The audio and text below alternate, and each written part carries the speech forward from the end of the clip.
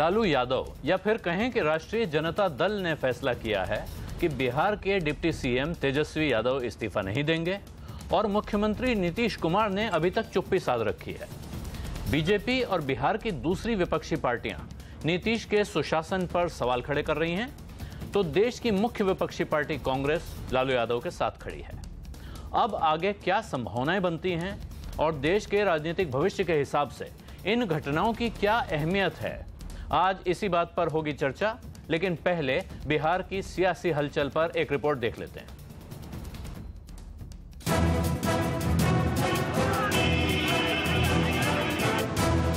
CBI की FIR में नामजद बिहार के उप मुख्यमंत्री तेजस्वी यादव बिहार कैबिनेट से इस्तीफा नहीं देंगे।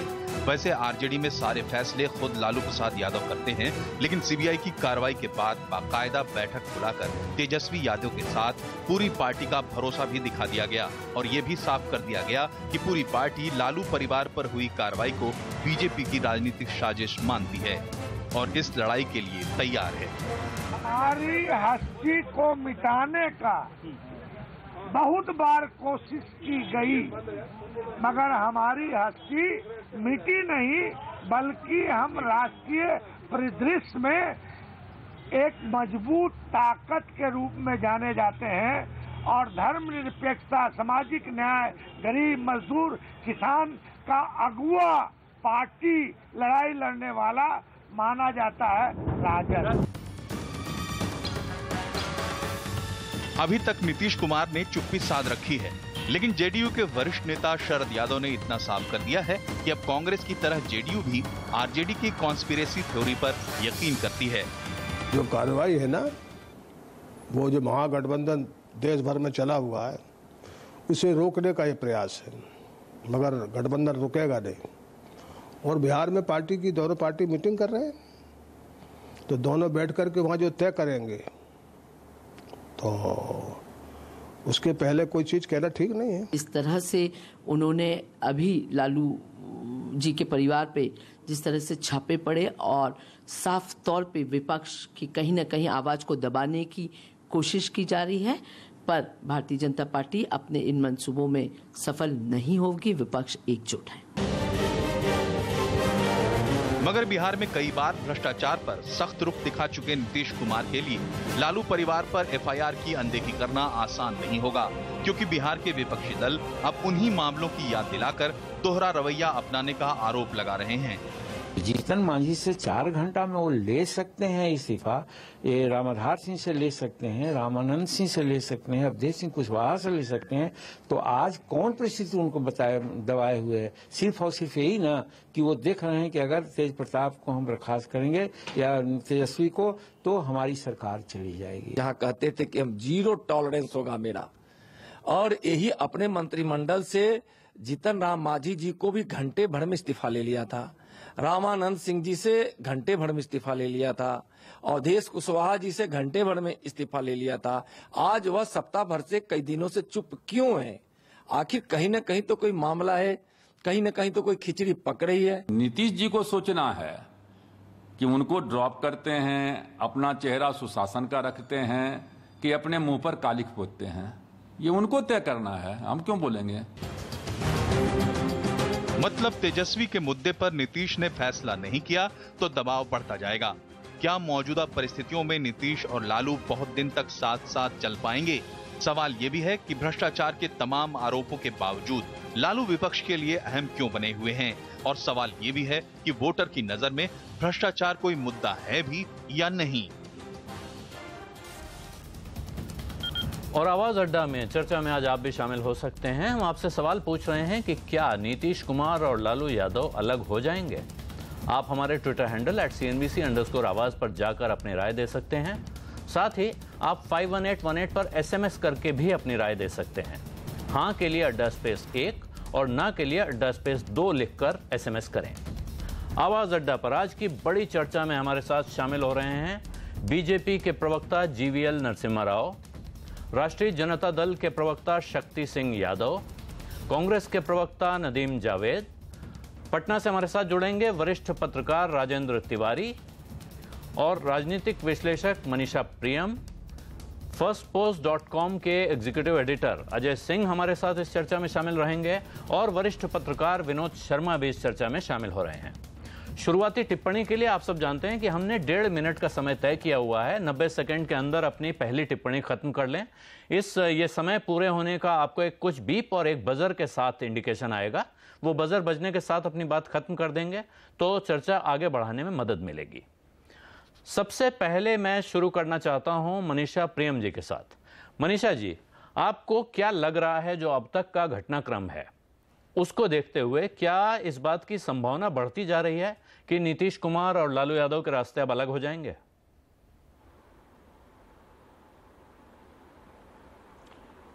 नीतीश कुमार और लालू यादव के रास्ते बहुत समय से अलग हैं और अलग रहे हैं। यक्ष प्रश्न यह नहीं है, यक्ष प्रश्न यह है क्या आरजेडी से गठबंधन उनका टूटेगा? इस पर मेरा उत्तर है कि नहीं, आरजेडी से गठबंधन उनका अभी नहीं टूटेगा। पहली जो उनकी उम्मीद है वो ये है कि कहीं न कहीं इस पूरे दबाव से एक नेतृत्व परिवर्तन हो और राष्ट्रीय जनता दल में जो एक तरह से लालू यादव के परिवार का वर्चस्व एक तरह से हो गया है, वह अगर होता है तो यह माने कि आरजेडी और जेडीयू ये दोनों धड़े जो हैं ये वास्तव रूप से आइडियोलॉजिकली एक ही परिवार के लोग हैं। और यह यक्ष प्रश्न अगर रिजॉल्व हो जाता है, आप याद करें जब भी लालू यादव के नेतृत्व पर प्रश्न चिन्ह आया तब उन्होंने एक बार अपनी पत्नी को मुख्यमंत्री बना दिया, दूसरी बार जो स्वयं नहीं बन सके तब उन्होंने अपने बेटे को आगे किया। तो एक तरह से उनका विश्वास केवल अपने पत्नी या अपने बेटों पर है और ये सवाल समाजवादियों के सामने बना रहा है और ये मौका उनके लिए बहुत महत्वपूर्ण है। क्या वो एक लीडरशिप चेंज करवा पाएंगे? क्या वो स्टाइल चेंज करवा पाएंगे? अगर वह वैसा कर पाते हैं तो वो सफल समाजवादी होंगे। ये ऑप्शन 1 है उनके लिए। जी, ये मनीषा जी ने एक एंगल नया इसमें जोड़ दिया है किस्से में कि क्या राष्ट्रीय जनता दल के भीतर नेतृत्व परिवर्तन हो सकता है और वो नेतृत्व परिवर्तन जो अब तक कॉस्मेटिक परिवर्तन होता रहा है वैसा न हो। लालू यादव के परिवार के बाहर से कोई नेतृत्व आरजेडी के भीतर। अजय सिंह, आपने बिहार की पॉलिटिक्स, उत्तर प्रदेश की पॉलिटिक्स और देश की पॉलिटिक्स को अच्छे से देखा है। आरजेडी में कहिए या समाजवादी पार्टी में कहिए या बहुजन समाज पार्टी में कहिए, क्या यहाँ के जो मुख्य नेता हैं जिनके चारों ओर ये पार्टियां खड़ी हैं, इनके परिवार के बाहर से किसी तरह का नेतृत्व लाया जाए और वो नेतृत्व परिवर्तन हो जाए, ऐसी अवधारणा की कोई सोच भी सकता है? थोड़ा सा मुश्किल है ऐसा सोचना, क्योंकि अगर आप देखिए तो इस तरह की जो पार्टीज होती हैं उसमें फैमिली बेस्ड ही सब कुछ होता है। तो हमें नहीं लगता है कि आरजेडी के अंदर इतना चेंज आएगा जिसमें कि उनको ये लगे कि बाहर से वो किसी को लाएं। दूसरा, जेडीयू की जो मुश्किल है वो ये है कि रीजनल जो दल होते हैं उनके पास कास्ट का सपोर्ट होता है। जेडीयू के पास कास्ट का सपोर्ट नहीं है। जेडीयू के पास कुल ले दे के एक सपोर्ट है तो वो एक इमेज का और वहाँ के सीएम की इमेज का।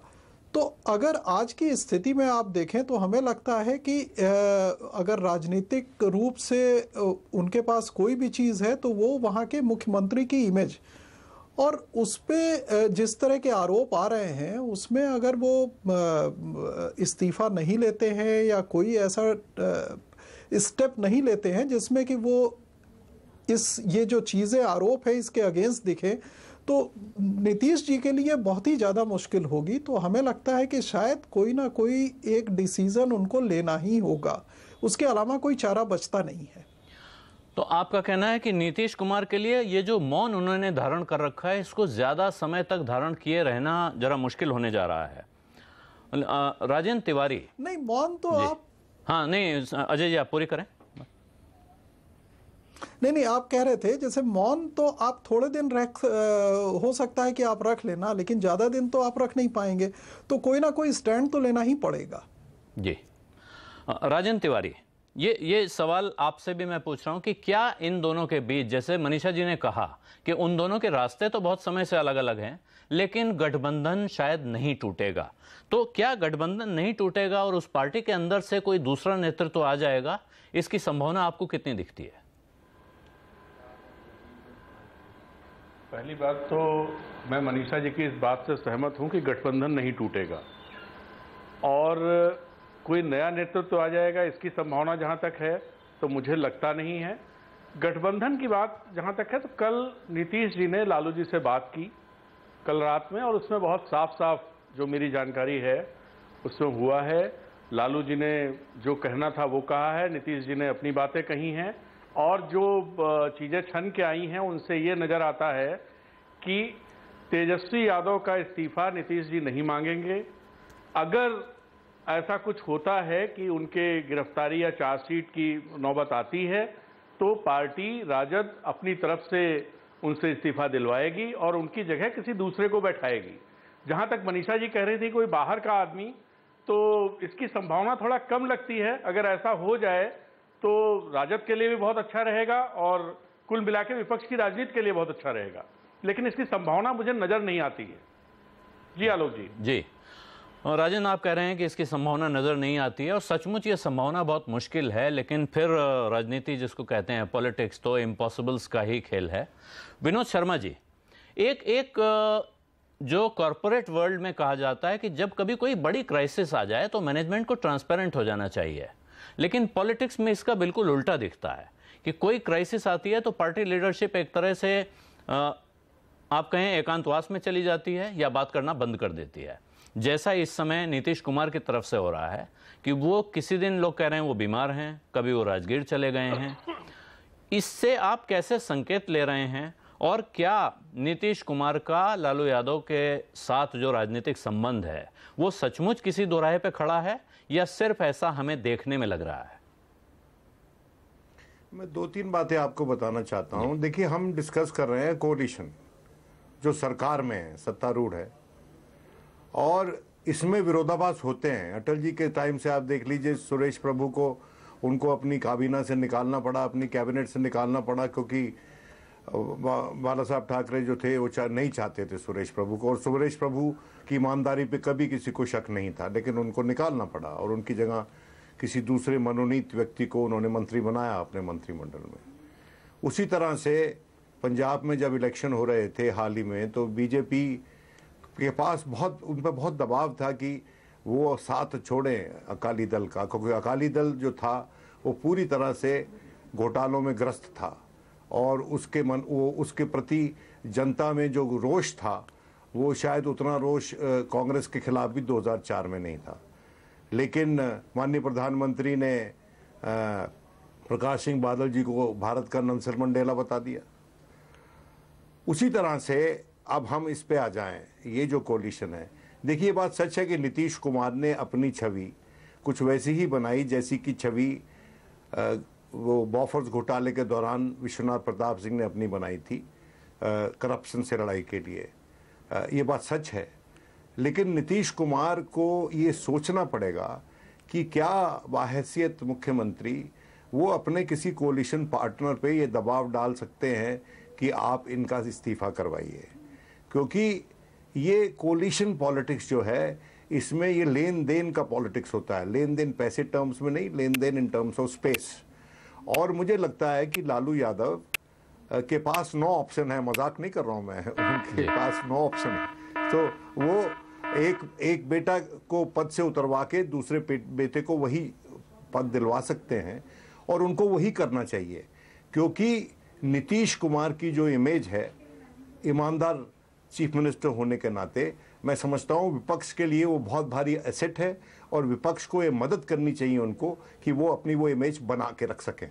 जी, जीवीएल नरसिंह राव, आप थोड़ा सा देर से जुड़े हैं, कुछ चर्चा आप सुन नहीं पाए होंगे, लेकिन आपने शायद जो विनोद शर्मा जी ने कहा वो आपने सुना है। फिर भी मैं आपसे आपकी ओपनिंग कमेंट चाहता हूं इस चर्चा को आगे बढ़ाने से पहले। बिहार में जो हो रहा है इसको आप कैसे देख रहे हैं, और अगर बीजेपी की नज़र से देखें, क्योंकि आप एक एनालिस्ट भी हैं, इससे पहले आप एनालिस्ट ही थे, तो बीजेपी की नज़र से इसकी एनालिसिस करें तो आपके लिए बिहार में क्या पाने और क्या खोने की गुंजाइश है? देखिए आलोक जी, मैं तो चुनावों का विश्लेषण करता हूं, और आज बिहार में कोई चुनाव अब होना नहीं है। 2019 की जो लोकसभा चुनाव है वही सबसे समीप वाली चुनाव है, और वर्तमान में वहां सरकार है, साझा सरकार है। इस सरकार को लेकर केवल इस सरकार में जिस प्रकार के घमासान अभी चल रहा है, ये एक बहुत ही असहज एक गठबंधन है। जब ये बना था तभी हमने इनको एक अनप्रिंसिपल कोएलिशन कहा, और इसके अंदर जो इंटरनल जो कॉन्फ्लिक्ट है वो अभी बाहर आ रहा है। तो इससे हमें लगता है एक दूसरी और इम्पोर्टेंट विषय जिसकी चर्चा मीडिया में नहीं हो रही है, मैं मानता हूं वो ज्यादा महत्व रखता है, और वो विषय ये है कि वहां सरकार बिल्कुल शासन को लेकर जनता, बिहार की जनता परेशान है। ये कोई नीतीश की सरकार, नीतीश कुमार जी ने जो जनता से वायदा किया था वैसा सरकार नहीं है। इस सरकार पर लालू प्रसाद यादव और उनकी राजनीति पूरी तरह हावी है, उससे जनता छुटकारा पाना चाहती है। यही बात शायद नीतीश कुमार जी को भी परेशान कर रही है। तो इसलिए केवल एक तरह से ये आरोप जो है राजद पर जो आरोप है, ये बहुत ही संगीन आरोप है। पूरे परिवार जो नीतीश कुमार जी के इर्द गिर्द जो खड़े हैं वो सबके सब भ्रष्ट हैं।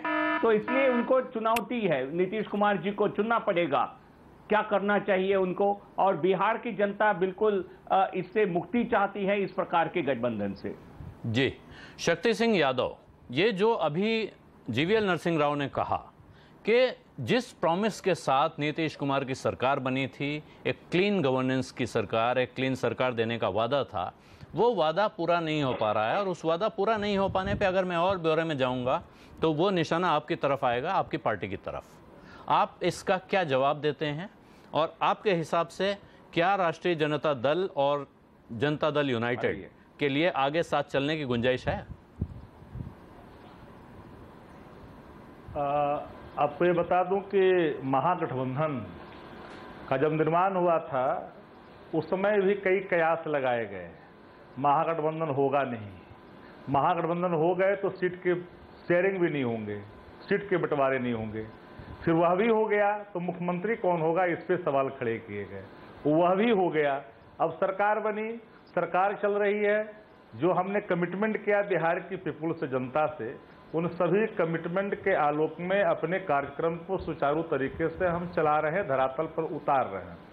रहा सवाल, अभी हम कई वरिष्ठ पत्रकारों का भी हमने सुना, उनके मंतव्य भी सामने आए। मैं तो चाहता हूं कि देश के अंदर में राजनीतिक शिक्षा की बात करने वाले कोई भी पॉलिटिकल पार्टियां अगर यह मानती है कि अगर किसी पर आरोप मात्र लग जाने से, एफआईआर दर्ज मात्र हो जाने से अगर इस्तीफा दे देना है, तो इस देश में एक मानक तय हो जाए और देश के संसद इस कानून को पास कर दे, तो मैं इसका स्वागत करूंगा कि कोई भी व्यक्ति जिन पर एफआईआर दर्ज हो जाते हैं उनको जो है हर हाल में पद से मुक्त हो जाना चाहिए। मैं जानना चाहता हूं स्वच्छता की बात करने वाले, बड़े एनालिसिस करने वाले लोगों से कि उमा भारती के सवाल पर इनके मुंह बंद क्यों हुए।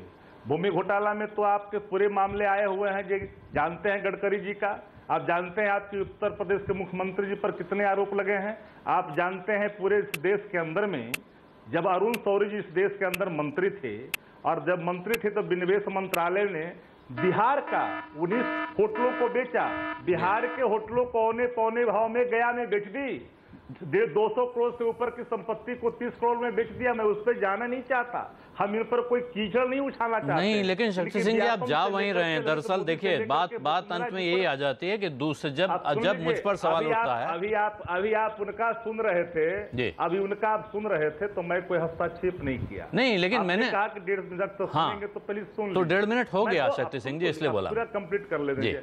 नहीं, आप पूरी बात आप संक्षेप में पूरा खत्म कर दें। करना चाहिए, जो व्यक्ति जिस समय लालू प्रसाद जी रेल मंत्री थे, जिस समय ये जमीन खरीदी गई, उस समय वो अवार्ड किसी को टेंडर नहीं हुआ, 22 महीने पहले की घटना है। 22 महीना बाद उसको जाकर करके हुआ। उसके बाद उस समय दैट टाइम मिस्टर तेजस्वी जो थे ऑनरेबल डिप्टी चीफ मिनिस्टर, वो माइनर थे, 14 में शेयर होल्डर हुए। क्या ये कंस्पिरेसी, जो व्यक्ति जिसके व्यक्ति मुछ नहीं आया था, वो व्यक्ति कंस्पिरेसी किया। जब बिहार के अंदर में डिप्टी चीफ मिनिस्टर के हैसियत से काम अच्छे करने लगे, लोगों ने उसको सराहने लगा, तो इनके पेट में दर्द हुआ। तो ये जो रैली की घोषणा के बाद जितनी असहजता भारतीय जनता पार्टी में आया, चाहे वो बिहार हो या उत्तर प्रदेश हो, इनके हाथ से निकल रहा है मध्य प्रदेश, राजस्थान की स्थिति बदतर है, झारखंड से भी जा रहे हैं, जी अब तो इनको शक्ति सिंह जी समय काफी ज्यादा हो गया, इसलिए मैं वापस आऊंगा, अभी चर्चा चलेगी जी, अभी हम इस पे बात करेंगे। ये जो आप कह रहे हैं उसका नटशेल में ये है कि दरअसल ये राजनीतिक बदले की कार्रवाई है और तेजस्वी यादव या राष्ट्रीय जनता दल की लोकप्रियता बढ़ने से घबरा रहे हैं। नदीम जावेद जी, कांग्रेस पार्टी का जो रुख है वो क्या है? क्या भ्रष्टाचार किसी एक के ऊपर आरोप लगने से भ्रष्टाचार होगा और किसी दूसरे के ऊपर लगने पर वो राजनीतिक बदले की कार्रवाई होगी? ये बड़ा बुनियादी सवाल आपने उठाया है और मूल बात निकल के ये आ रही है कि केंद्र की नरेंद्र मोदी के नेतृत्व की सरकार जो देश के इंस्टीट्यूशन हैं, देश की संस्थाएं हैं, उनके माध्यम से अपने राजनीतिक विरोधियों पर हमला करने का प्रयास कर रही है। हम इस बात को इसलिए कहते हैं कि अगर लालू यादव जी पर और उनके पुत्र पर अगर आपने सवाल उठाया है तो नरेंद्र मोदी जी की सरकार बनने के 3 वर्षों के बाद ये सवाल क्यों उठाया गया? ये इसलिए उठाया गया कि कहीं ना कहीं दक्षिणपंथी शक्तियों के खिलाफ बिहार में, उत्तर प्रदेश में और दूसरे राज्यों में एक बड़ा राजनीतिक प्रयोग होने जा रहा है और ये राजनीतिक प्रयोग 2019 के लोकसभा के चुनाव को बड़ी बुरी तरह से प्रभावित करने वाला है। मूल बात यह है कि अगर किसी के ऊपर भी किसी प्रकार का भ्रष्टाचार का आरोप है, उसकी आप इंक्वायरी करिए, लेकिन जिस तरह से टाइमिंग है, जिस तरह से लालू यादव जी के और उनके परिवार के लोगों पर हमला करने का प्रयास केंद्र की मोदी की सरकार के इशारे पर हो रहा है, वो निहायत शर्मनाक है। दूसरी बात और निवेदन करना चाहता हूं आपके चैनल के माध्यम से और आपके माध्यम से, येदियुरप्पा साहब है, येदियुरप्पा साहब पर गंभीर आरोप थे, कर्नाटका के प्रदेश के अध्यक्ष है भारतीय जनता पार्टी के। 36,000 करोड़ का घोटाला है छत्तीसगढ़ में, व्यापम का बहुत बड़ा घोटाला है, महाराष्ट्र में एक बड़ा घोटाला वहां के एक मंत्री के द्वारा किया गया है। तो जब तमाम घोटाले हैं, हम उम्मीद करते हैं कि नरेंद्र मोदी की सरकार जो तथाकथित भ्रष्टाचार पर 0 टॉलरेंस रखती है, वो सरकार अपने लोगों के दामन पर भी सवाल उठाने का काम करेगी।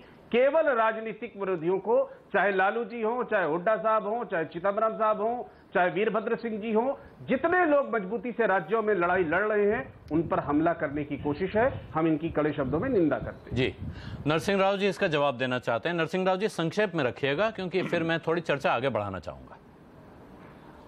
नहीं, आलोक जी, जब कांग्रेस पार्टी लालू प्रसाद यादव जी की और उनके परिवार की पीठ थपथपाती है, इसमें हमें कोई आश्चर्य नहीं होता है, क्योंकि इनके बीच का जो गठबंधन है वो बहुत ही सहज और साधारण और एक अच्छा एक गठबंधन है। दोनों भ्रष्टाचार में विश्वास करने वाले, दोनों परिवारवाद को आगे बढ़ाने वाले, दोनों परिवारों के सदस्य अलग अलग केसेस में कोर्ट कचहरी में घूम रहे हैं, तो इसलिए उन पे लेकिन नीतीश कुमार इस गठबंधन में अपने आप को थोड़ा कठिन पा रहे हैं, अपने आप को असहज पा रहे हैं इस अलायंस में, और ये दो भ्रष्टाचारी दलों के बीच में नीतीश कुमार की उनकी छवि धूमिल हो रही है। उस बात की चिंता नीतीश कुमार जी को सता रही है। यदि इस प्रकार के आरोप से नीतीश कुमार जी को कोई परेशानी नहीं है तो हम कुछ नहीं कर रहे हैं बिहार में।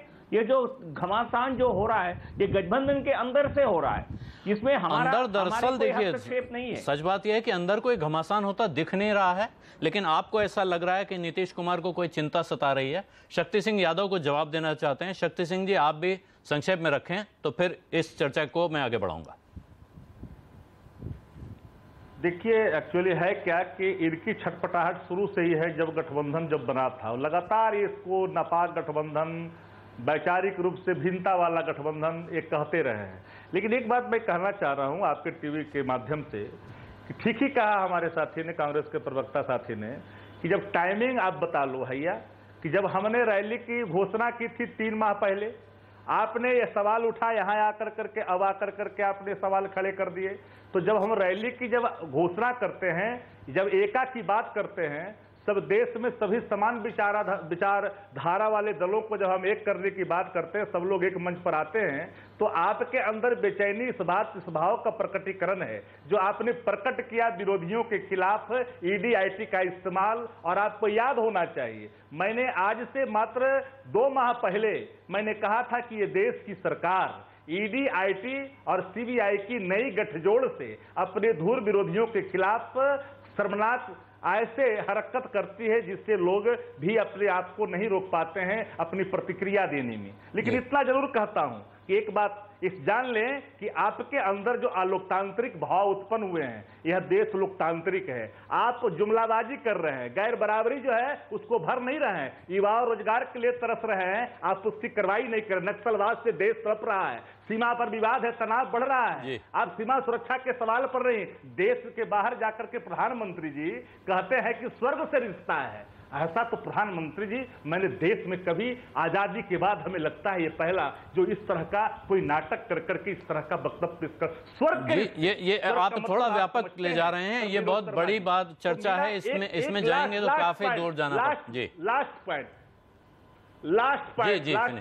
राष्ट्रीय जनता दल बिल्कुल जीरो टॉलरेंस में विश्वास रखती है, लेकिन मेरा सीधा है कि mister Tejashwi Yadav deputy chief minister Bihar, जो दूर दूर तक कहीं इनका किसी प्रकार का कंस्पिरेसी का कोई नामो निशान है, इनको लपेट कर करके यह जान करके कि युवा चेहरा बिहार के भारतीय जनता पार्टी के लिए थ्रेट के रूप में उभरा है, इनको दर्द हुआ है और इन्होंने एक कार्रवाइयां की है। चूंकि देश का हर लॉयर समझ रहा है कि इस पूरे मामलात में एक षड्यंत्र है, एक कंस्पिरेसी है, एक पॉलिटिकल कंस्पिरेसी है और धूल विरोधियों के खिलाफ करते हैं, इसकी निंदा होनी चाहिए सबके। सवाल लालू जी का नहीं, कल हेमंत सोरेन जी के सवाल पर मैंने देखा, परसों उनके सवाल पर जो भी पॉलिटिकल पार्टियां जिनका धूल विरोधी है, जो इनके खिलाफ खड़े होंगे, उसके खिलाफ ये पॉलिटिकल हथियार इस्तेमाल करेंगे, ईडी, आईटी और सीबीआई का।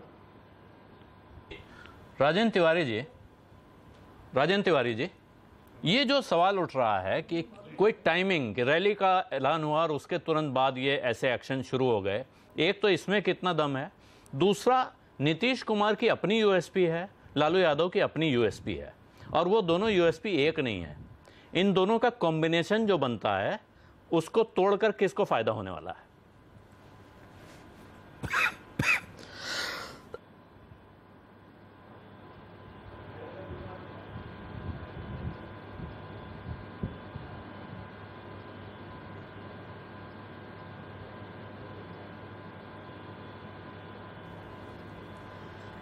राजेंद्र तिवारी, आपको आवाज आई क्या? जी अब आवाज आई, फिर से बताइए।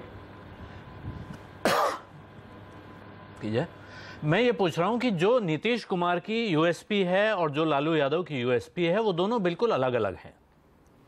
तो इन दोनों की यूएसपी से जो कॉम्बिनेशन बनता है, उसके टूटने पर, अगर वो टूटता है तो किसको फायदा होना है? देखिए, ये जो नीतीश कुमार की यूएसपी है, तो दरअसल विपक्ष में इस समय कोई भी ऐसा नेता नहीं है नीतीश कुमार को छोड़कर जो नरेंद्र मोदी जैसी एक तरह से बेदाग छवि रखता हो। बेदाग इन द सेंस कि कोई भ्रष्टाचार का आरोप नहीं, कोई परिवारवाद का आरोप नहीं, वंशवाद का आरोप नहीं, इस तरह की जो चीजें हैं वो उनके साथ नहीं है। और विपक्ष में बाकी सारे लोगों के साथ कुछ ना कुछ आरोप है। तो ऐसे में अगर नीतीश कुमार को इस तरह के तरीकों से कि राजद पर अटैक किया जाए, उत्तर प्रदेश में दूसरी पार्टियों पर अटैक किया जाए, अगर आप झारखंड चले जाएं वहां दूसरी पार्टियों पर अटैक किया जाए, तो ऐसा करके विपक्ष को कमजोर करने की कोशिश है ये। मैं इसे इस तरह से देख पा रहा हूं।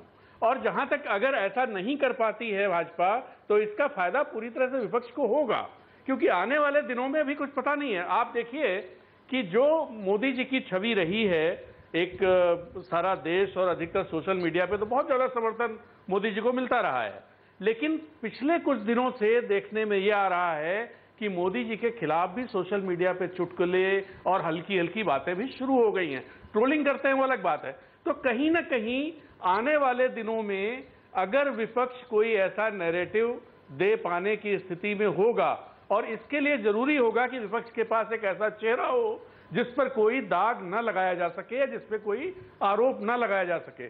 नीतीश कुमार उस रोल में जा सकते हैं और ये भाजपा को पूरी तरह से पता है।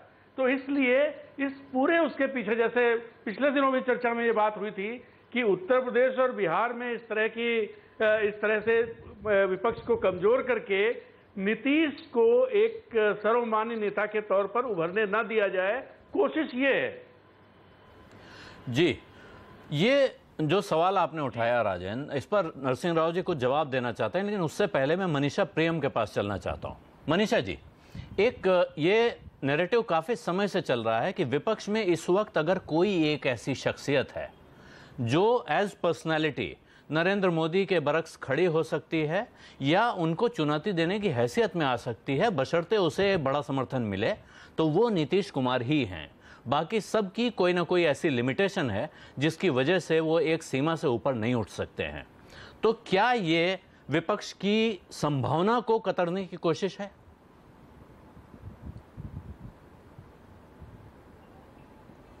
नहीं, ये तो सच है कि समाजवाद की जेपी मूवमेंट की जो परंपरा थी उसमें कई लीडर्स उभर के सामने आए, लेकिन जैसे जैसे समय बीता उसमें से कुछ ही ऐसे बचे जिन पर कि पर्सनल करप्शन का टेंट नहीं लगा।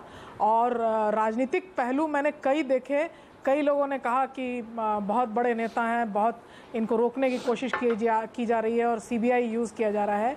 एक बात जो हम याद रखें कि लगभग 70 दशक के मध्य से आज तक करप्शन, पब्लिक करप्शन एक बहुत बड़ा मुद्दा बिहार में रहा है और बना रहा है, और राजनीतिक परिवर्तन का ध्रुव यही मुद्दा रहा है। उस राज्य में अगर आप देखें, आज हम उस बात की चर्चा भी नहीं करते, ऐसा लगता है कि तेजस्वी यादव केस जो एक नया केस है। अगर आप फॉर्डर स्कैम के शुरुआत में देखें तो गांधी मैदान तक लीज कर दिया गया था, इसको गिरवी कहीं रख दिया गया था। तो एक तरह से पब्लिक एक्सचेकर के लूट की पूरी जो प्रक्रिया है उस पर बहुत कोशिश करके भी एक तरह से उसको रेन इन नहीं किया जा सका है। तो बिहार के लोगों से अगर आप पूछिए तो वो अब इस बात से थक चुके हैं, कहीं न कहीं वो निजात पाना चाहते हैं। तो बिहारियों में इस बात पर अमूमन एक खुशी की लहर आज भी रहेगी। आइडियोलॉजिकल और इशू बेस्ड अगर करप्शन के मुद्दे पर नीतीश कुमार ही सही अगर एक राष्ट्र छवि के नेता बनकर उभर पाते हैं तो इस बात की एक खुशी तो रहेगी ही। और यहाँ हम यह भी मान लें कि नीतीश जिस तरह से दबाव डाल रहे हैं महागठबंधन पर, कहीं ना कहीं वो शायद सक्सीड कर जाएं कि महागठबंधन को ये मानना पड़े कि उनमें सबसे कद्दावर, बेदाग छवि वाले वह नेता हैं तो अवश्य। लेकिन ऐसा करने में क्या नीतीश भाजपा से अलग रह पाएंगे? पीछे की बात अगर देखें तो ऐसा लगता है कि वो लालू यादव पर सही वार तभी कर पाए हैं जब भाजपा उनका समर्थन करता है। तो शायद कैंडिडेचर उनका अच्छा है, लेकिन जन समर्थन के लिए उनके पास नीचे की जो भूमि है उसके लिए कोई ना कोई क्रच की आवश्यकता करनी पड़ती है। तो लीडर को लीडरशिप और छवि की ज़रूरत होती है, लेकिन उसके साथ जनाधार या पार्टी की जो आवश्यकता है उन प्रश्नों का उत्तर नीतीश कुमार को एक कुशल राजनीतिक नेता के रूप में देना पड़ेगा। लेकिन इस चर्चा में हम हमेशा ये याद रखें कि जहाँ तक जनमानस और लोगों की अभिरुचि या रुझान की बात है उसमें करप्शन, खास करके पब्लिक एक्सचेकर की लूट और लॉ एंड ऑर्डर टाइप के मुद्दे जो हैं ये बहुत ही महत्वपूर्ण हैं। और बिहार के लिए ये क्षण एक बहुत दुखद क्षण है। कहीं भी इसको ट्रिविलाइज मत करिए ये कह के कि सीबीआई ने ये कर दिया, ईडी ने ये कर दिया। चलिए सारे चार्जेस गलत हों, कम से कम इतनी बड़ी बड़ी इमारतें दिखाई तो जा रही हैं जो बेनामी संपत्तियों के हाथों पर हथियाई गई हैं और पॉलिटिकल लीडर्स की संपत्ति है, इसकी ना हो उसकी हो। तो ये बातें जो हैं ये कहीं ना कहीं इसकी छवि जो है लोगों में बहुत गहरी जाती है और एक आइडियोलॉजी पर लोगों का विश्वास जो है वो हिलता है इसकी वजह से। हाँ, शक्ति सिंह जी कुछ कहना चाहते हैं, लेकिन उससे पहले मैं राजेंद्र तिवारी आपसे एक टिप्पणी चाहता हूं। ये नीतीश कुमार अपनी छवि की वजह से, और नीतीश कुमार की छवि बड़ी छवि है, कह सकते हैं कि वो अपनी साख की राजनीति कर रहे हैं। तो क्या ऐसा है कि नीतीश का कोई जनाधार नहीं है, सिर्फ साख है, और लालू यादव का बड़ा जनाधार है जिसकी वजह से इनका कॉम्बिनेशन बनता है? और क्या वो कॉम्बिनेशन तोड़ने का जोखिम नीतीश कुमार उठा सकते हैं?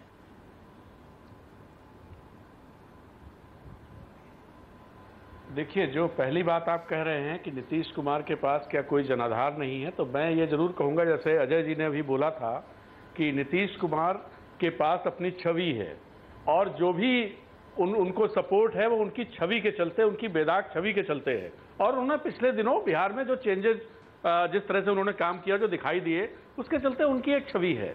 लेकिन उन्होंने कोशिश की कुछ एक अपना वोट बैंक तैयार करने की, उसमें वो कहां तक सफल हुए हैं ये अभी कह पाना मुश्किल है, क्योंकि ये टेस्ट नहीं हो सका है अभी तक।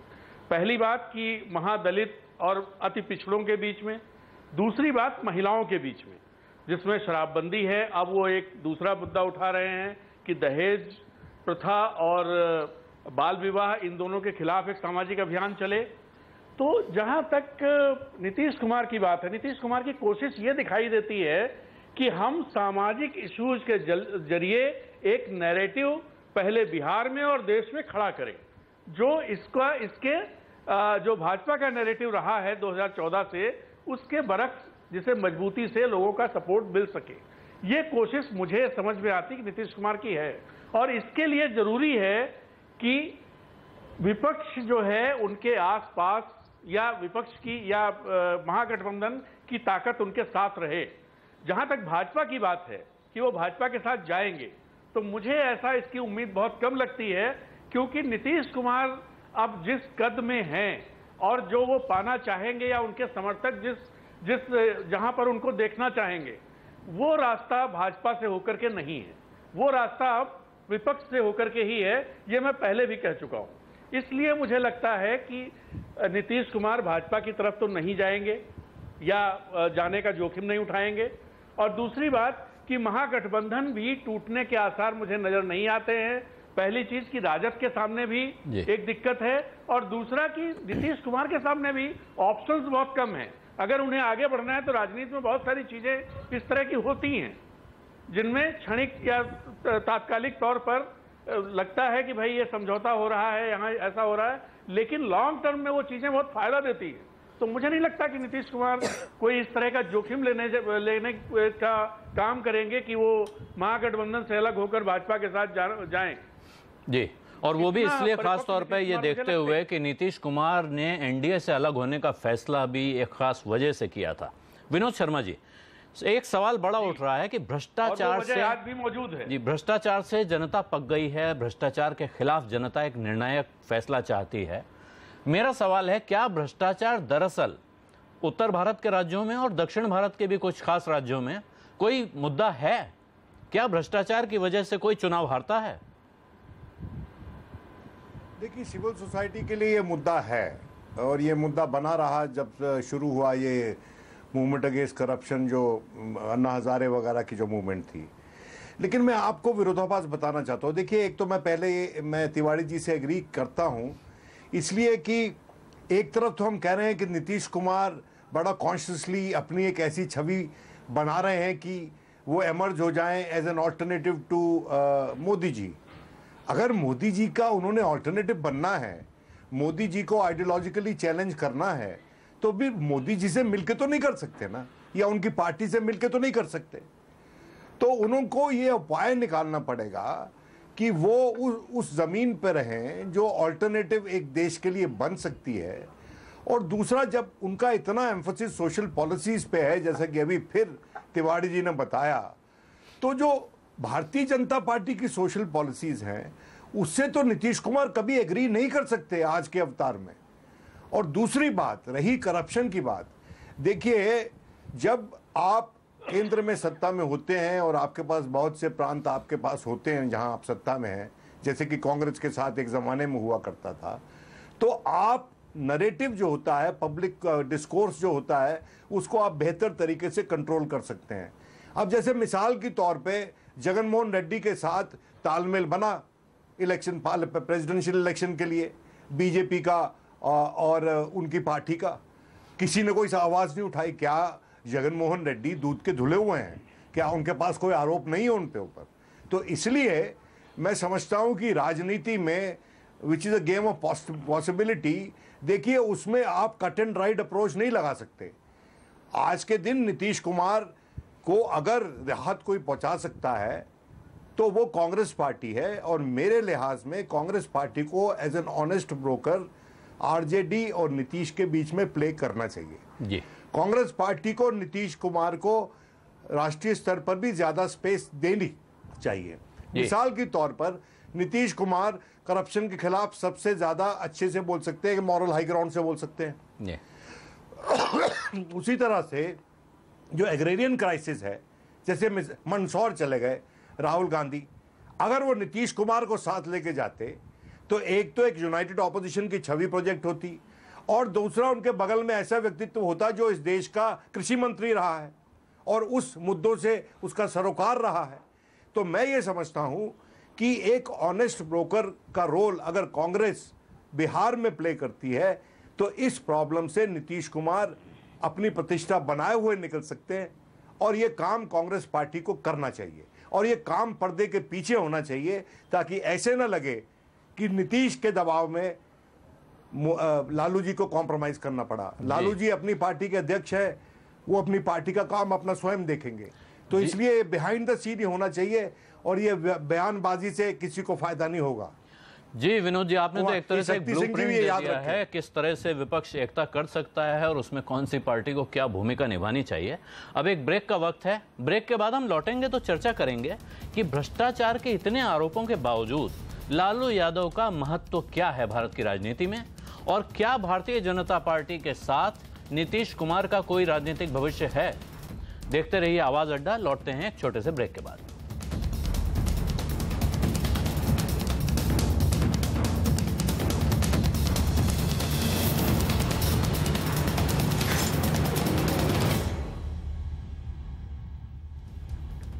आवाज अड्डा पर आपका एक बार फिर स्वागत है। हमने आपसे सवाल पूछा, क्या नीतीश कुमार और लालू यादव अलग हो जाएंगे? आप हमारे ट्विटर हैंडल @CNBC_आवाज पर जाकर या फिर 51818 पर SMS करके अब भी इसका जवाब दे सकते हैं। कुछ वक्त बाकी है। अब मैं भारतीय जनता पार्टी के प्रवक्ता GVL नरसिंह राव के पास चलता हूं। नरसिंह राव जी कुछ कहना चाहते थे, एक टिप्पणी जो हो नहीं पाई, लेकिन आपसे एक सवाल है कि जी अच्छा चलिए। नीतीश कुमार जी जब हमसे अलग होकर चुनाव लड़े 2014 में, उस लोकसभा चुनाव में क्या हुआ देश की जनता जानती है।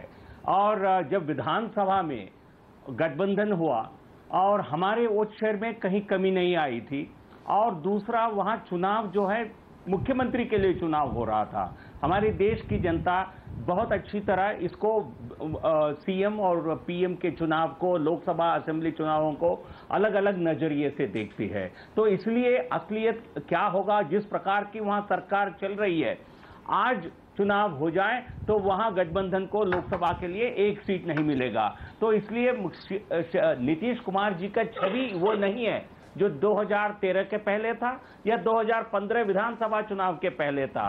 किसी राज्य की जनता ये पसंद नहीं करती है उनकी नेता कॉम्प्रोमाइजेस करें, उनकी नेता अपने आप को इस प्रकार मजबूर फील करें, इस प्रकार लूटपाट को चलने दें, इस प्रकार जिस प्रकार लालू प्रसाद यादव और उनकी पार्टी पूरी तरह हावी है। ये एक्चुअली जंगल राज वापस आ गया बिहार में, ऐसा चर्चा है आम जनता में। तो इसलिए नीतीश कुमार जी कोई बड़े लोकसभा चुनाव के लिए बड़े एक चैलेंज होंगे ऐसा हम नहीं मानते हैं, लेकिन विश्लेषक अपने विश्लेषण को रोमांचक बनाने के लिए नदीम जावेद साहब और कांग्रेस प्रवक्ता से आप पूछिए इस पैनल में, क्या कांग्रेस पार्टी अपनी नेताओं को पीछे रखकर कैन इट बिकम मतलब किसी और नेता के नेतृत्व में कांग्रेस पार्टी चुनाव कभी लड़ेगी? ये जानकारी उनको देना चाहिए। नहीं, मैं उनसे ही पूछ रहा हूं। मैं नदीम जावेद के पास चलना चाहता हूं। नदीम जावेद जी, ब्रेक से पहले विनोद शर्मा जी ने एक प्रस्ताव दिया, बहुत इंटरेस्टिंग प्रस्ताव है। आपका क्या विचार है? कांग्रेस को विपक्षी एकता के लिए कोई बड़ा बलिदान देना होगा तो क्या पार्टी देने के लिए तैयार है? देखिए, नीतीश कुमार जी के साथ और लालू यादव जी और कांग्रेस का जो गठबंधन हुआ था, ये गठबंधन वैचारिक आधार पर गठबंधन था और इसलिए था कि नीतीश कुमार जी लंबे समय तक एनडीए के साथ, विशेष रूप से भारतीय जनता पार्टी के साथ थे। लेकिन नरेंद्र मोदी जी के प्रधानमंत्री का कैंडिडेट बनने के पश्चात उन्होंने अपने आप को अलग किया और उसके बाद वो फाइनली कांग्रेस पार्टी के साथ और आरजेडी के साथ इकट्ठा होकर चुनाव लड़े। उसमें राहुल गांधी जी ने भी बड़ी महत्वपूर्ण भूमिका निभाई थी और उन्होंने, राहुल जी का भी बहुत रोल था कि नीतीश कुमार जी महागठबंधन का बिहार में नेतृत्व करने का काम करेंगे। दूसरी बात जो आपने कही और विनोद शर्मा जी ने बड़ा बुनियादी सवाल उठाया था, कांग्रेस पार्टी के शीर्ष नेतृत्व में श्रीमती सोनिया गांधी जी ने अभी 3 दिन पहले ये कहा है कि जो हमारा किसान का आंदोलन है, ये किसान का आंदोलन जो हमारी एलाइज हैं, हमारे लाइक माइंडेड लोग हैं, उनके साथ मिलकर हम करने का काम करेंगे। और राहुल जी के संबंध में भी उन्होंने चर्चा की थी। राहुल जी जब मंदसौर गए थे तो उस समय शरद यादव जी राहुल जी के साथ गए थे, जो कि नीतीश कुमार की पार्टी के बड़े नेताओं में से एक हैं। तो हम उम्मीद करते हैं कि कांग्रेस का शीर्ष नेतृत्व और कांग्रेस पार्टी जो लाइक माइंडेड लोग हैं, सेकुलर, प्रोग्रेसिव, प्रगतिशील लोगों को इकट्ठा करके तमाम बड़े राजनीतिक आंदोलन आने वाले वर्षों में इस देश के अंदर चलाने का काम करेगा। तीसरी और महत्वपूर्ण बात यह है कि हम ये अपेक्षा करते हैं कि हमारा नेतृत्व लीड करने का काम इस देश में हमेशा किया है, करेगा। लेकिन इस देश में जब भी सेकुलर सरकार बनी, 1989 में बनी, 1996 में बनी, 1998 में बनी, जब वीपी सिंह जी प्रधानमंत्री बने, उसके बाद जब चंद्रशेखर जी प्रधानमंत्री बने तो कांग्रेस ने उनको समर्थन दिया था। उसके बाद देवगौड़ा साहब को कांग्रेस ने समर्थन दिया था, गुजराल साहब को कांग्रेस ने समर्थन दिया था। राज्यों में भी जहां सेकुलर सरकारें बनी वहां पर कांग्रेस ने दक्षिणपंथी शक्तियों के विचार के खिलाफ और नफरत की सियासत के खिलाफ अपनी कुर्बानी पर, अपनी बलिदान पर हमेशा सेकुलर और प्रोग्रेसिव और प्रगतिशील लोगों को ताकत देने का काम किया है। हम विचार की लड़ाई लड़ते हैं नहीं, लेकिन अगर कोई महागठबंधन बनता है नदीम जी और उसमें चुनाव लड़ने से पहले एक नेता चुनने का सवाल उठ जाए तो क्या नीतीश कुमार के पीछे आप लामबंद हो सकते हैं? देखिए, मैं पार्टी के प्रवक्ता की हैसियत से यहां बैठा हूं। आपने एक बड़ा हाइपोथेटिकल सवाल किया है कि क्या ऐसा होगा और वैसा होगा। मैं समझता हूं कि अभी मैं इस तरह का जवाब दे पाने की स्थिति में नहीं हूं। बिल्कुल ये फेयर तो है। समय तय करेगा, लेकिन हम अपेक्षा करते हैं कि श्री राहुल गांधी के नेतृत्व में तमाम सेकुलर और प्रगतिशील लोग इस देश में इकट्ठा होंगे। जी, शक्ति सिंह यादव जी, एक सवाल है कि भ्रष्टाचार बहुत बड़ा सवाल है। भ्रष्टाचार की वजह से सरकारें बदल रही हैं, बिहार में भी बदली। दूसरी बात है कि क्या भ्रष्टाचार से बड़े कुछ मुद्दे हैं जिनकी वजह से आपकी पार्टी को इतनी ताकत मिली हुई है और आपको उन पर आप ज्यादा फोकस करते हैं और भ्रष्टाचार जैसी चीज पर से नजर हटा के रखना चाहते हैं? नहीं, देखिए, भ्रष्टाचार के सवाल पर बिल्कुल राष्ट्रीय जनता दल का मत साफ है, लेकिन कुछ अतिरंजनापूर्ण बातें कुछ लोग जो करते हैं उसके संदर्भ में मैं पहले स्पष्ट कर दूं। अभी मनीषा जी को मैंने सुन रहा था कि बड़ी बड़ी इमारतें, हमें लगता है या तो जानकारी नहीं है या तो कहीं से प्रभावित होकर के बोल रही हैं। जिनकी इमारतों की चर्चा ये कर रहे हैं, जिसको टीवी स्क्रीन पर दिखाया गया, वो 80 के पहले के दशक का वो जमीन जो बिल्डर को दिया गया और बिल्डर ने बनाया और वो जो है हमारे हिस्से का शेयर आया, उसमें राबड़ी देवी जी और लालू प्रसाद जी, तेजस्वी यादव का कोई एक पैसा उसमें लगा नहीं है, बिल्डर नहीं बनाया। और इस देश के अंदर में कई लोग बिल्डर बनाते हैं जमीनों पर, जिसकी कीमत 10,000 50,000 रुपए कट्टे की जमीन पर बनाया है। नंबर एक, तो हमें लगता है कि या तो जानकारी का अभाव है या कहीं से प्रभावित होकर के। रहा सवाल दूसरा, आपने कहा कि आप पर आरोप लगते हैं भ्रष्टाचार के तो आप दोष मढ़ते हैं। हम जानना चाहते हैं कि रामविलास पासवान जी पर नियुक्ति का आरोप लगा था, सीबीआई की जांच का डंडा चल रहा था, सीबीआई देर क्यों कर रही है? ललित मोदी के प्रकरण में, वसुंधरा प्रकरण में देर क्यों कर रही है? इसीलिए मैंने आपको कहा, इस संस्करण को मैंने इसलिए जोड़ा इन जवाबों के साथ कि आज देश में जो लालू प्रसाद जी ने एका पर बल दिया, चूंकि जुमलेबाजी के सिवा इस देश को अभी तक कुछ मिला नहीं। इस देश के ऊपर जो है मंडराता हुआ खतरा महाजंगल राज और माफिया राज है, जहां पर ऐसा व्यक्ति जहां पर बैठा है जिसने देश को धीरे धीरे दीमक की तरह चाट रहा है। और ये आज नहीं, आने वाले कल में हर लोगों को, हर राजनीतिक विशेषज्ञों को यह मानना पड़ेगा। ठीक है, मेरे ऊपर आरोप, मैं आपके माध्यम से एक सवाल पूछता हूं, इसका जवाब जो भी बैठे हैं राजनीतिक विशेषज्ञ वो बता दें कि लालू प्रसाद जी पर आपने कहा कि आप पे फॉडरा स्कैम का आरोप है। इस देश के अंदर में एक केस का नाम हमें बता दें जिस केस में, जिस एक्सेस विड्रॉवल करने का आरोप है ट्रेजरी पर, डीसी नहीं फंसता हो, डीएम नहीं फंसता हो, फाइनेंस सेक्रेटरी नहीं फंसता हो, चीफ सेक्रेटरी नहीं फंसता हो,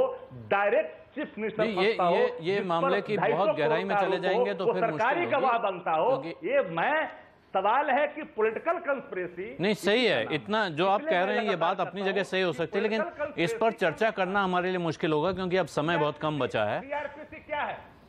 नहीं महोदय, एक सेकंड। सीआरपीसी में जो विद्वान साथी बैठे हैं, सीआरपीसी में है कि अक्सर व्यक्ति अगर किसी पर आरोप लगाता है तो एक व्यक्ति का अप्रूवल होना जरूरी है, लेकिन इस लालू भाषण दे रहे हैं आलोक जी। नहीं है, लेकिन नहीं, मैं मुझे शक्ति सिंह जी, अब समस्या यह है कि अब समय नहीं, माफ कीजिए, लेकिन अब समय कम है। इतने ब्यौरे पे बात करनी है तो उसके लिए अलग से हमें अलग से करना पड़ेगा, हमें उस पर बात करने का वक्त निकालना पड़ेगा। इतना आसान नहीं है, इतना मुश्किल है इस पे बात करना। अजय सिंह जी, आपके हिसाब से जो हम बात कर रहे हैं कि क्या भारतीय जनता पार्टी के साथ नीतीश कुमार का कोई राजनीतिक भविष्य होगा? नीतीश बीजेपी के रास्ते जा सकते हैं? ये उनके लिए अच्छा होगा? देखिए, ये कोई इन्फॉर्मेशन नहीं है, इसलिए ये कहना तो स्पेकुलेशन होगा कि वो कहाँ जाएं और कैसे करें। पर एक स्थिति तो बहुत साफ है कि आरजेडी के साथ उनका रहना उनके लिए ज़्यादा मुश्किल होता जाएगा। और जिस तरह की स्थिति बनती जा रही है उसमें हमें नहीं लगता है कि जिस तरह के वो नेता हैं वो शायद इस स्थिति को ज़्यादा दिन झेल सकते हैं।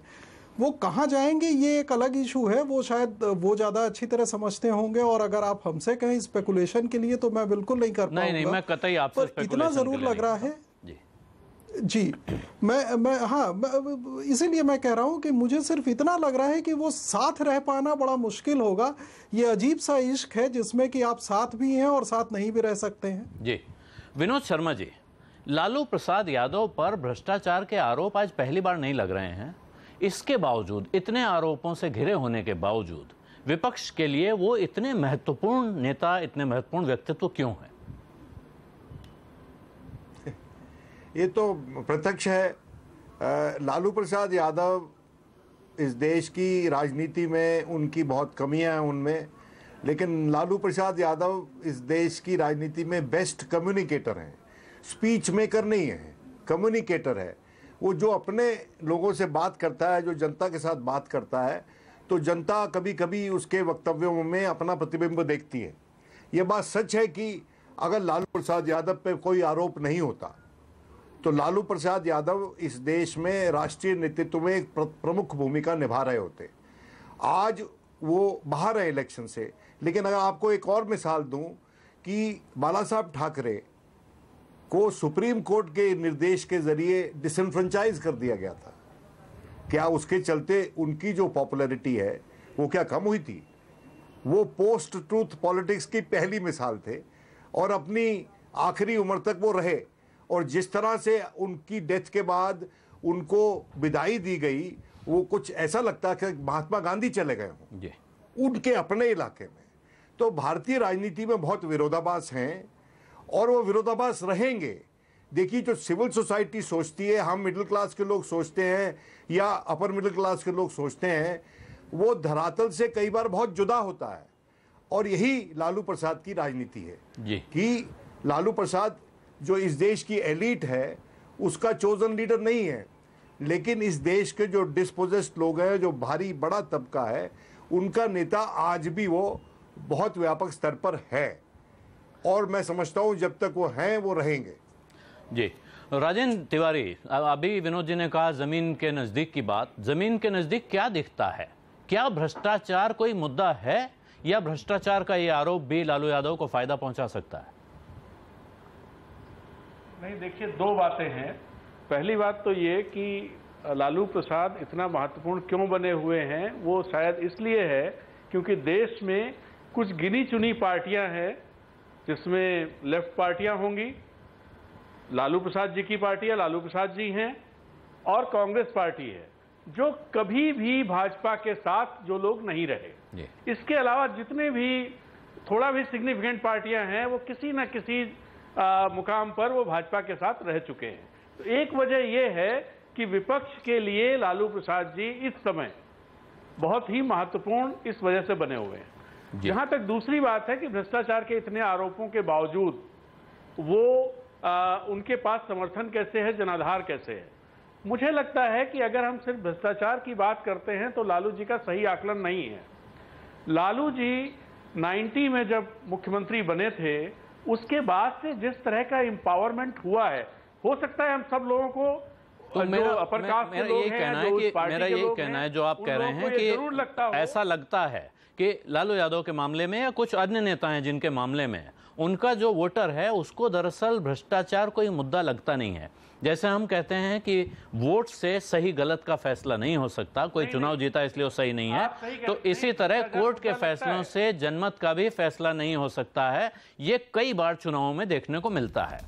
अभी हमने जो ट्विटर पर सवाल पूछा, क्या नीतीश कुमार और लालू यादव अलग हो जाएंगे, 66% लोगों का जवाब है हाँ, ये अलग हो जाएंगे, जबकि सिर्फ 34% लोग मानते हैं कि ये अलग नहीं होंगे। लालू यादव और नीतीश कुमार साथ रहेंगे या नहीं, ये सवाल अभी चलेगा, मगर इसके साथ ही ये सवाल भी चलता रहेगा कि ये दोनों साथ कैसे हैं। दोनों की राजनीति भी अलग है और उस राजनीति की प्रकृति भी। रहीम दास जी ने बहुत पहले कहा था, कह रहीम कैसे निभे बेर केर को संग, वे डोलत रस आपने उनके फाटत अंग। यानी कांटों भरा बेर का झाड़ और मुलायम पत्तों और तने वाले केले के पेड़ का संग कैसे हो सकता है। जब भी बेर की डालियां हवा में झूमेंगी वो केले के पत्तों को फाड़ेंगी। अब यह हिसाब लगाना मुश्किल नहीं है कि इस रिश्ते में कौन कब किसे फाड़ रहा होता है, और फिर भी क्या वजह है कि यह रिश्ता इतनी मजबूती से चल रहा है और आज भी इसका टूटना आसान नहीं दिखता। आवाज़ अड्डा में आज इतना ही। आप सभी मेहमानों का चर्चा में शामिल होने के लिए बहुत बहुत धन्यवाद। नमस्कार।